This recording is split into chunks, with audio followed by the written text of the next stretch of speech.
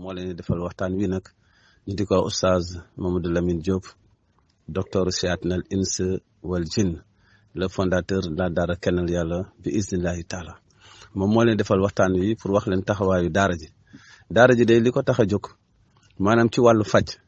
bokk na ci jafe-jafe yi nga xam ni jàmm yàlla yi ñu koy am ci seen mbiri cosaan jëm ci wàllu xàmb yi xam nga yenn saa dañuy gis koo xam ni ay maamam moo ko fa waccoon mu topp famille bi di leen yàq maanaam loolu aussi daara ji daf cee taxaw bu baax a baax ak kër yi nga xam ni seytaane dafa dugg di ko lakk loolu yëpp daara ji macha allah daf ci taxaw